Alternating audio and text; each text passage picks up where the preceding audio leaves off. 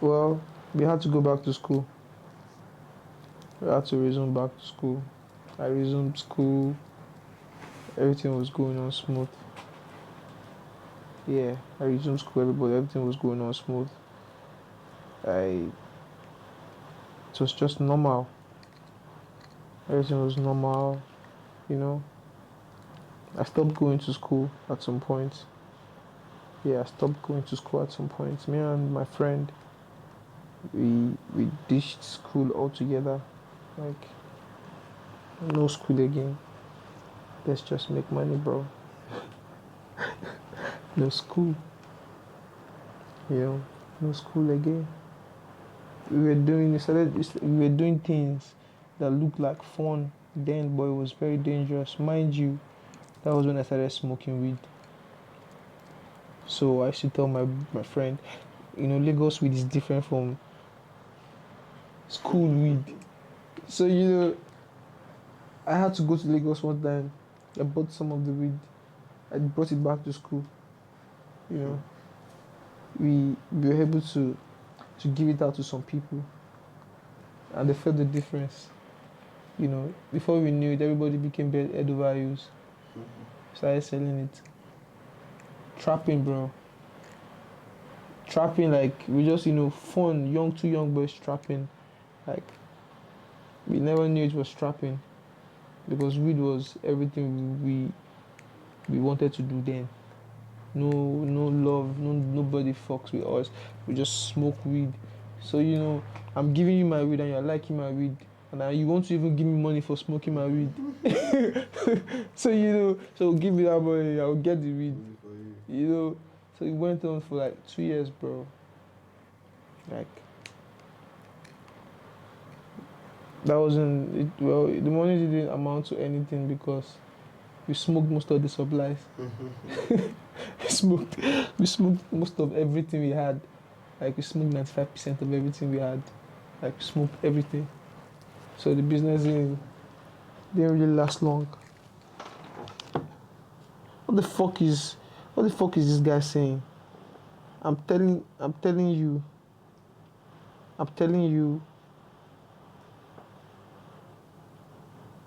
I'm telling you, you're fucking up. I'm telling you, you're fucking up. Bro, what the fuck is he doing? I said, make you dance for me. Make you dance for 911. Bro, you see the stupid dance what the boy do, you can't send me rubbish video. I can't tell and say, rubbish do. You see, they call they send me like 18 messages for WhatsApp. They mad. Do my video. Dance money where I give you like $500. What are you talking about, bro? These niggas are crazy, bro. Nigerians, they want to get the money from you first. When they get the money, they start to switch up. Like, what the fuck is that, bro? Like, you see the way the boy was telling me, bro. Bro, I know how that they do now. I know as Nigerians they do now. You don't, like, what the fuck, bro? There's nobody to be trusted, bro. Only my friend. So, bro,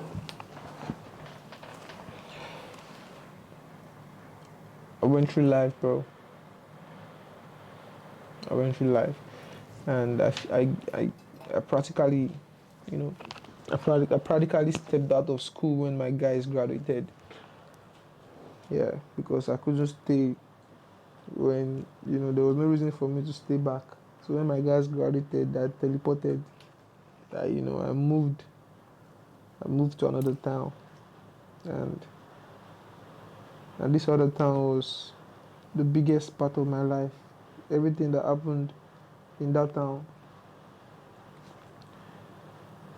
is one of the biggest events in my entire life, you know, in my entire living. What town is that? You said? What town is that? Yeah, when I graduated and I had to move to, I had to move with my friend to get an apartment in the second, like, would I say the second town, or the biggest town then, which was Ibadan. So we had to move and start living. So it was me and my bro, and some couple of other guys we met at the apartment. So for some reason, the universe was smiling on me. Everything was happening for me the way I wanted. I was getting bread. I was getting bread. I was doing practically fine, more than my guys. I was doing practically fine, but I never changed on anybody. I was always sweet, always available, always, always kind. I want you to be okay because I'm okay. I want you to be okay because I'm okay. So, as time went on, I knew, I realized I couldn't be what these dudes want me to be all the time. They want me to be, they want me to be their cash cow. They want me to be available for them 24/7 when they need me because they knew I was getting money. So they felt so entitled to everything I owned. The entitlement was very real, bro. It's really common. Yeah, it was obvious, bro. So I realized that, bro, I couldn't do this. I needed to move, bro. I needed to be on my own.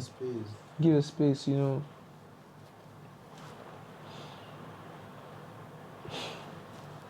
That was my mistake.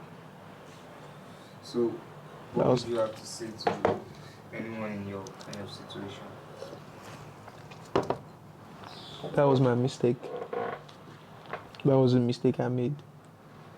To them, that was a mistake I made, but that was the best decision I could make for myself. Realizing that sometimes you have to move alone, to get somewhere faster, Because I was all about these niggas all the time. I was all about, see, I grew into becoming like their parents. I started feeling the need to take care of niggas because I was getting bread than these niggas, and I was just being kind. I was just being a very loving person to want the very best for my guys. But I never realized they saw it in a totally different way. In their mind, I was like, since you are getting it, you have to be there all the time. You have to give us money all the time. So it has become that in their mind. Like, since you are getting it, your money is ours. You understand that? Do you understand what I'm saying, bro? So the entitlement grew so real that when I decided to leave, the fake love that they thought they had for me grew into hate. It grew into total hate, and they couldn't hide it anymore. Do you understand? Like, they couldn't hide it anymore. Like, it grew into hate, and so at that point, what did you decide to do? Yeah, at that point, everything grew into hate because they were seeing everything I was doing. I was traveling. That was when I had my first fast car. I was traveling. I was doing things. I was buying expensive things. I was doing expensive stuff. So they were seeing it, and we were in the same town. We were living in the same town. So it felt like, what the fuck is this nigga doing? We could fuck this nigga up. Like, they felt like they could fuck me up. Like, let's fuck this guy up. Do you understand?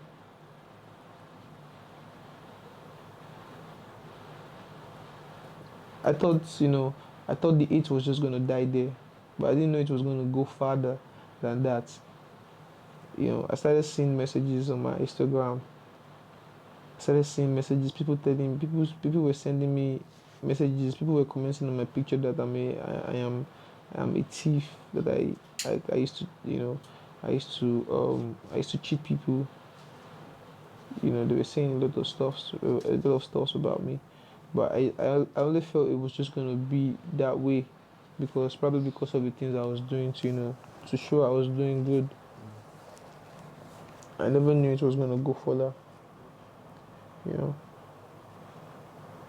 I got arrested.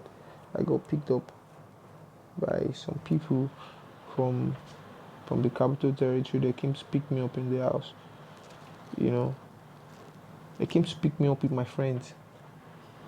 They came to pick me up with the guys I used to show love, and it became like a nightmare seeing people that I've always gotten from me stand up behind the police officer and say to the police, that is him. Yeah, that is the person we've been looking for. So that picture was Crazy. that picture was yeah. I couldn't like imagine like this guy would be the one, doing this. like all those kind of people. It happened. They picked me up. They took me to a police station. They said different things. They said they cooked up so many stories that when I was at the police station, I was so defenseless. I couldn't say anything to defend myself because have you let me tell you a funny situation. Have you ever seen a nigga ball his eyes and cry? And a nigga is crying so hard, and we both know in our mind that he's lying. but he's crying so hard, and he's bawling his eyes, and he's doing so many dramatic things, bro, just to convince people. But I became defenseless. I couldn't say anything because I couldn't believe what was happening. How can you be crying and you are lying? So there was nothing I could say to even defend myself. I was in shock, to that state of of disbelief. Why would you even be crying? Like, why would you cry over somebody's stuff? Like, he was crying. He was telling people that I cheated him. That like he was saying I owe him some money. Like, bro, and we both know in our mind, like, bro, we both know you're lying. Like, we both know you're lying, bro. But he was crying, he was sweating, he had mucus coming out of his nose. And his brothers were telling him, sorry bro, calm bro, sorry bro, don't worry bro, we'll figure it out, bro.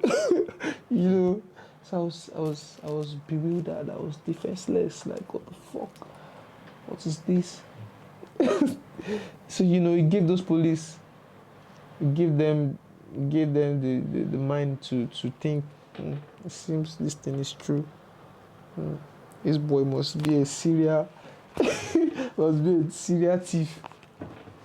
So they were so fast to do every single bad thing to me. Every bad thing in this life, every unlawful things you could do as a police officer was done to me. Like, they went into my bank account. They were transferring my money to themselves, to their personal account.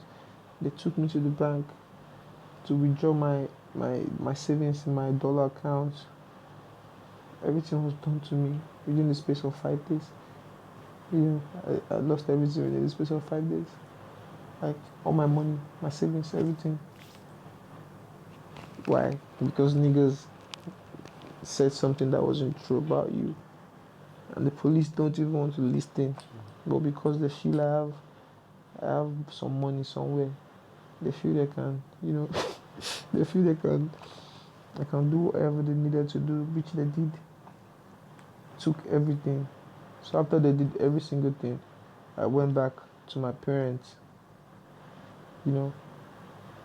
because whatever they did to me, I knew it was unlawful, and I knew in my mind I didn't do anything. I wrote a petition. I wrote a petition to the Nigerian police force.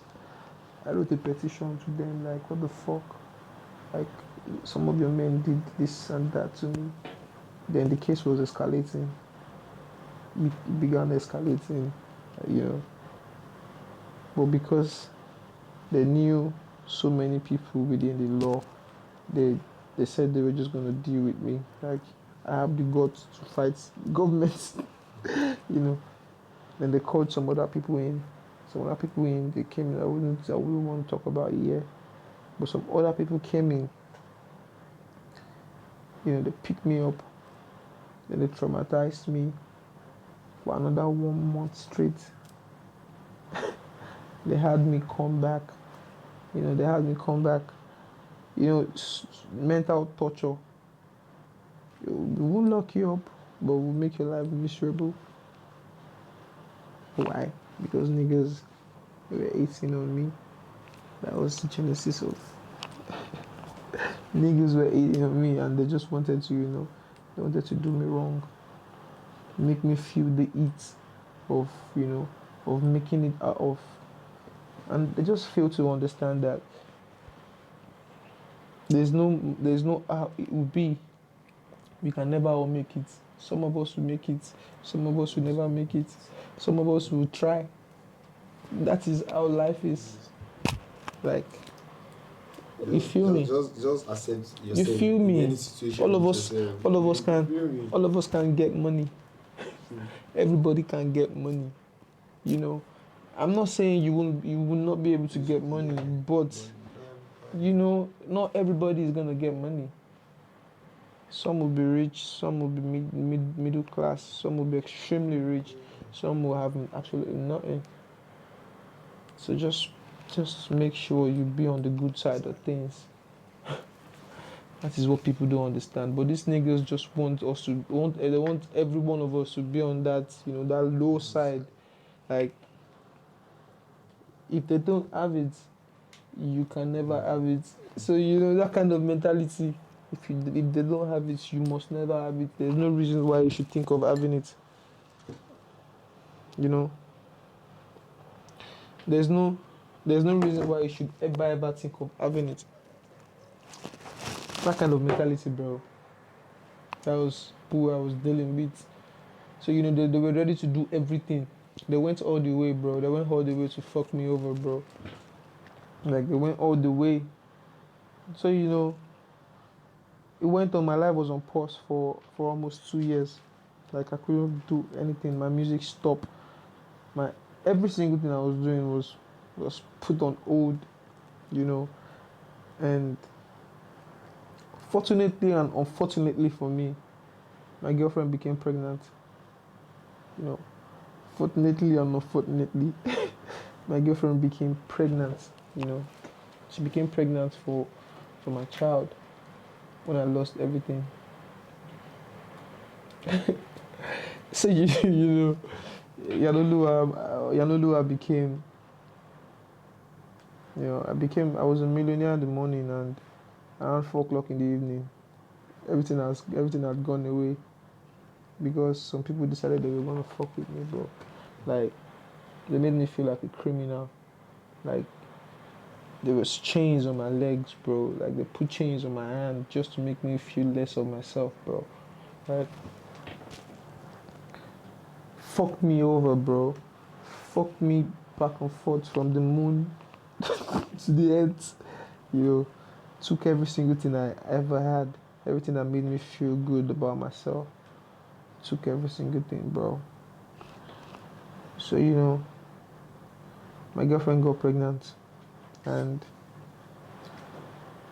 I decided I was not gonna do music anymore. I decided no more music. Now this is life telling you I want to fuck your ass. So I was ready to get fucked by life. Something told me, yeah, bro, you could still try again. You could still do something. You could still, Like, I practically lost everything, bro. Like practically lost everything. All the money I had, bro. I lost everything. My mental health was shit. I had to go to the police station on my birthday. On my birthday. Like, because And that meeting at the police station would decide if I was gonna get locked up or or not. And it's on my birthday, May 22nd. You know, this situation was what prompted my latest song, April 14. Yeah. Just the other day, people knocked on my door. I wonder who's that Monique Marshall. Get down your knee, stretch your hand on that wall. Waiting, I do, popo, waiting, they stop, please. Yeah, me, before you go cough me. Ẹjọ́ kí lẹ ṣẹ̀ mí. Ará àdúgbò ẹ gbà mí. They say make I stand up, say make I look up. But God spoke to me, ó ní pé kí n má fọ. I try to bubble fọwọ́ mú mi láṣọ. That popo dey vex mo jẹ gbájú méjì. Na person but person ẹjọ́ má lọ nà mí. Na person but person ní sísẹ́ dey vomit. Na person but person ní rọra má nà mí. Na person but person ní jẹ́ kí n pe mọ́mì mi. You know. So you know the boy was compromised. And the boy was able to, you know, bring them into my house. You know, that was the first time in my life I extremely got scared. I got scared to the point that I peed. You know, I got scared. I got shit scared that I peed, bro. I peed in my pants, bro. Because I've never ever had to see, you know, that kind of thing in my life. Bro, only in movies. Like, I saw people barging into my apartment and I was peeing. Like, I was peeing. I couldn't control my pee. Like, what is this? I think I'm gonna die. I think this is the end. You know, I was treated like a murderer, bro. Like, I was treated like, you know, these niggas are going to tell these people so many things. Like, me, I'm this, I'm that, I am, bro, that my parents is accomplice to the things bro, like, said so many things, bro. But it took me away, bro. My life became fucked 2 hours after. Because I've never had to experience that kind of thing, so I couldn't really process what was happening. I didn't know how to feel. I was just feeling different types of ways. So I couldn't control my emotions. And those niggas they were saying to my face that, didn't you do it? Yes, you did it. Like, yes, you did it. Like, so I couldn't defend myself because I was in a state of shock. Like, I never had to see such happen to anybody. I've only read about them, so it was happening to me live. So, you know, everybody was saying different things. So I couldn't even defend myself because everything started feeling like it's truth. Because I couldn't do anything.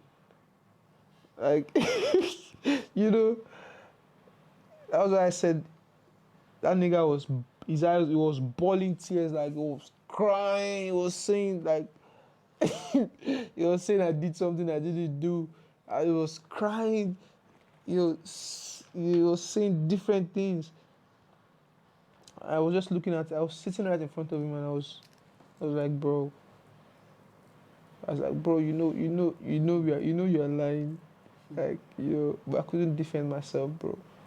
Because they were all in on it. The police, like, he brought his friend in. Everybody was in on it, bro. Everybody was in on it with him. Every single person was in on it.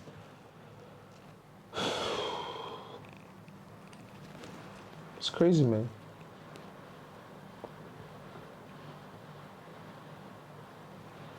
Sometimes I used to regret, I wish I had the words to say when those accusations were flying. I wish I had defended myself. I wish I knew what to say.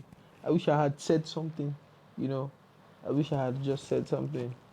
But I couldn't say nothing because I was in a state of shock. I didn't know that could happen to, you know, like, people made up stories. They made up a movie and they just threw me like as a cast in the middle of it, not giving me a script to read.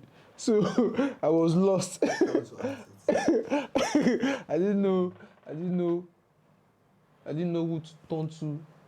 So I became stupid. I was just talking to everybody. You know.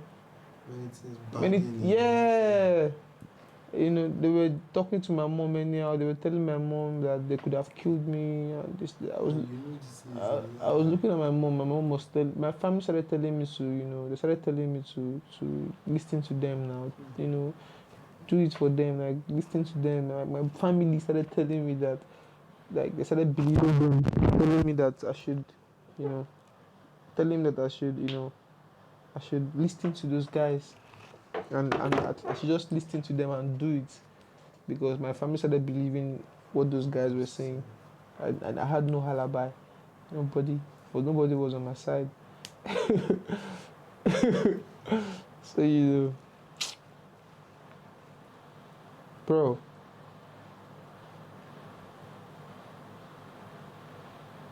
Those niggas are probably gonna suffer for the rest of their life. You know, when you start looking at your niggas' pockets, your friends' pockets, thinking you deserve stuffs, you're probably gonna suffer for the rest of your life. Nobody owes you anything. You know, and I can't really blame a lot of these people, because I was raised with love, and a lot of them were not raised with love. So you know, when you let me analyze the situation for you. You know, you meet somebody the first time, and you know your first impression is, oh, let me show this guy how good of a person I am. Let me show him I'm a nice person. You know, I can be a good person. But his response to the situation is making you feel like you're not supposed to show me this love, bro. Yeah. Like he's going to make you feel like you know, I don't blame them. It is because they didn't experience love the time they were supposed to. So their direct response to being shown love is just acting out, Which is wrong. which is wrong. So it took me a lot of time before I realized. When I realized that, I'm a bro, we move. So you feel me? So that direct response to being shown love is acting like a fool, because they don't know like at the time they were supposed to feel it when they were growing up. Something was absent. We didn't have money growing up, but my parents decided to come together to show us love. You know, that is what so many niggas out right now are lacking. So you know, a lot of niggas are lacking it. They don't know how to process it. Like, I have some niggas I'm following on my IG. If I start feeling some type of weird energy, when you start feeling like you are just an onlooker, I will have to block you out. But I'm showing you love. You're posting, you're putting content up. I'm beginning to, you know, I'm engaging, I'm liking, I'm you know, I'm making you, you know. But whenever, no matter how I put up my post, you don't find a reason just to engage, bro. Bad energy. Cut them off. It has to be vice versa. If I show you love, I expect you to do what? Show me love. But a lot of niggas nowadays don't know how to process, you know, the response. They don't know what to do when people show them love. You know what I'm saying, bro? So I can't really blame them. And I'm not gonna stop the good person I am. But I've grown to realize, go to figure out that everybody cannot be, you know, everybody cannot have the same, you know, the same good thoughts like you have. Everybody cannot be the good person that you are. Everybody cannot be on your energy wavelength. You know, not everybody. And you cannot blame them. Just be thankful for the things you have to go through. to being that good person that you are, you know. It's crazy. It's crazy, crazy, crazy. But I figured out which is what we have to deal with in this world and beyond. When you see fake love, cut it out. So, Yeah, always go for the things that make you happy. No matter what you do in this life, remember that we are all going to leave this world. You know, it is what you do to your fellow human being that will decide if your death is going to be painful or not. You know, sure.